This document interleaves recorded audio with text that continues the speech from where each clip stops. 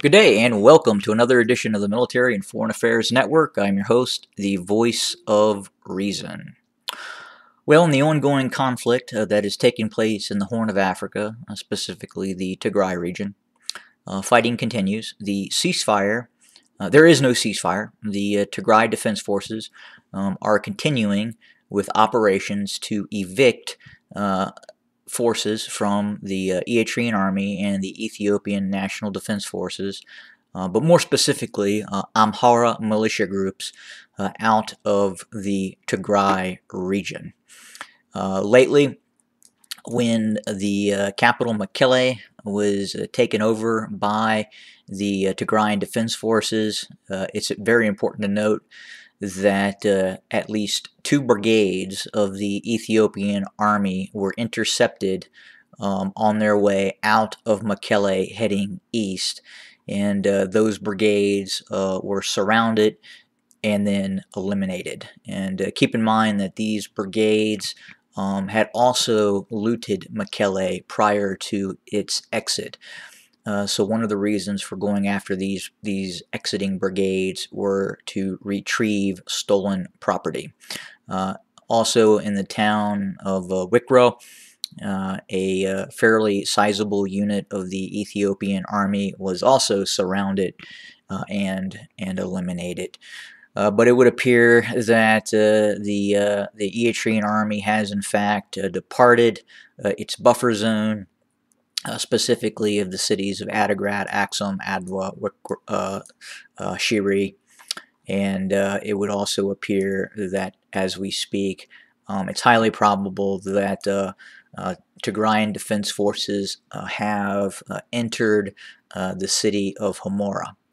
And this is incredibly important because this will give access to much needed supplies, both humanitarian and then obviously weaponry. Weaponry is going to be needed for the Tigrayan Defense Forces to be able to protect itself in the future. And I will talk about in another video what systems that I believe the newly fully independent Tigray Defense Forces should focus on in terms of acquiring. But operations obviously continue, and I wanted to title this video, which you will obviously see, Greater Tigray.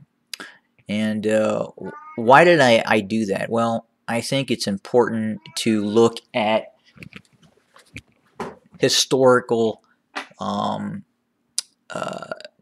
territories, the way things were, the way things they are now, and then obviously and most importantly, threats, future-facing threats. Okay, so for a newly independent nation state, it is very important to eliminate threats, especially threats that come from a despotic regime that has aging leadership, that probably does not have the full support of its population, and most importantly, that this threat, meaning the state of Eritrea, participated in an active invasion of your country, and that is the Tigray region. So that is going to be something the TDF is going to have to hold the Eritrean, the state of Eritrea, accountable for. And what does that look like? Is it a punitive operation to evict the forces of Eritrea from the Tigray region fully, and then possibly enter parts of Eritrea? Is it an operation to go all the way to Asmara and eliminate the regime inside of Eritrea? I think that is a definite possibility. I think the opportunity also exists to obtain a operational port in the form of a port inside of Eritrea, and that would be part of that accountability process. The Eritrean army did not have to enter Tigray, but the government in place, the despotic regime of Eritrea, chose to do that. and they did that with reckless abandon. And it wasn't just a military operation, it was a humanitarian disaster.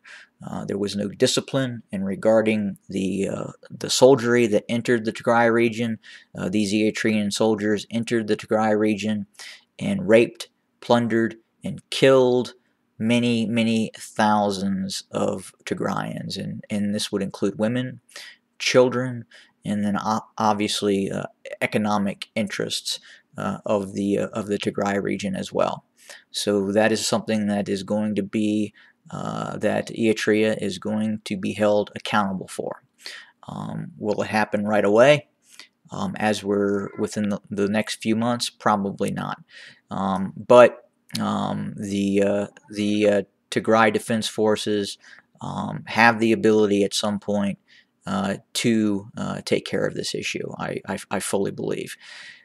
As for Ethiopia, the army has, for all intents and purposes, collapsed. It is not doing well, and armies that defeated armies, especially, have a tendency to turn on its leadership. So we're very early in this process in terms of the Ethiopian army fleeing. The Ethiopian army is stating that it is because of the situation around the Grand Renaissance Dam and a possible military operation by Egyptian and Sudanese forces to rectify that situation in regards to the dam. But the reality is the Ethiopian army was crushed inside of the Tigray region. It sustained thousands of casualties, thousands of prisoners of war, and immense amounts of equipment and money was spent in this folly of an operation. So at some point, the people of Ethiopia will hold that government accountable. And that is being done as we speak in terms of what we're seeing in the Oromia region, especially with the Oromo Liberation Army. The Oromo Liberation Army is very much still active and has the ability to conduct operations that could be very painful for the Prosperity Party and the Ethiopian army. But look for the Tigray region, the newly independent Tigray state to consolidate territorial losses, to rebuild its military capability. And again, I will talk about in a later video what that should probably look like. But again, we will continue to keep an eye on the situation. The situation is still very fluid. Fighting is still taking place, and we can definitely look to see other operations by the Tigrayan Defense Forces in the near future. Thanks, everybody. Have a great day.